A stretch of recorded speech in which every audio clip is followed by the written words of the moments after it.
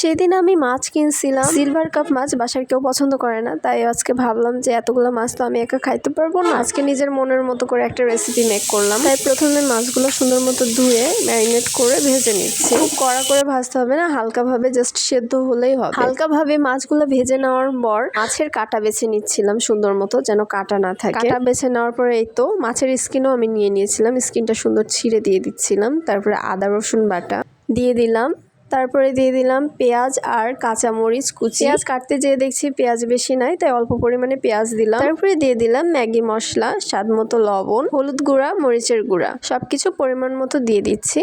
তারপরে দিচ্ছি বেসন। এটা হলো সজনে পাতা, একেবারে আমার মনের মতো রেসিপি, তাই সবকিছু অ্যাড করছি। বাঁধাকপি কুচি করা ছিল, বাঁধাকপি দিয়ে দিলাম, ধনিয়া পাতা অ্যাড করলাম। তারপর সবকিছু উপকরণ অ্যাডজাস্ট করে নিচ্ছিলাম সুন্দরভাবে মেখে। পরবর্তীতে মনে পড়লো সস দিলে ভালো লাগবে, তাই সসও অ্যাড করলাম। তারপর হাতে তেল মেখে নিয়ে মিক্সারটা থেকে একটু মিক্সচার নিয়ে আমি একটা শেপ ক্রিয়েট করে তেলে দিয়ে দিচ্ছিলাম। আসলে বেসন দেওয়া ছিল, মিক্সচারটা অনেকটা স্টিকি টাইপসের হয়ে গেছিল, তাই তেল হাতে ইউজ করে নিলাম। এক এক করে সবগুলো ভেজে নিলাম।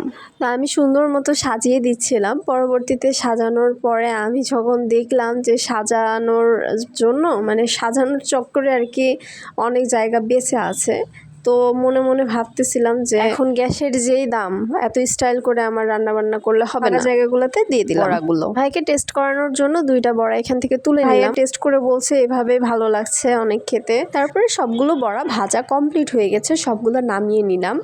এইদিকে কড়াইয়ে তেল গরম করতে দিলাম, তেলটা গরম হয়ে এসেছে, দেন আমি পেঁয়াজ কুচি দিয়ে দিলাম। এদিকে খালি খেতে ভালো লাগছিল, তাই অর্ধেক ভাগ করে রাখলাম যে অর্ধেকটা রান্না করব আর অর্ধেকটা খালি রাখবো। পেঁয়াজ বেরেস্তা হয়ে আসলে এতে আদা রসুন বাটা দিয়ে দিলাম। আদা রসুন বাটা দিয়ে একটু কিছুক্ষণ ভেজে নিব, যেন মশলার কাঁচা স্মেলটা না থাকে। তারপর এক এক করে পরিমাণ মতো লবণ, হলুদ, মরিচের গুঁড়া সবকিছু অ্যাড করে নিলাম। এছাড়াও জিরা অ্যাড করেছিলাম। এইটা টক দই ইউজ করলাম যেন গ্রেভিটা ঘন হয়। টেস্টের ব্যালেন্সের জন্য চিনি অ্যাড করলাম।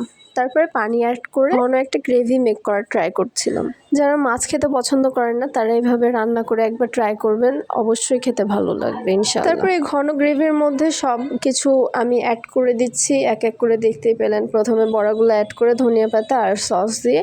তারপরে এই তো রেডি আমার রেসিপি। আমি জানি না এটার নাম কি দিব, কিন্তু খেতে মজা হয়েছিল।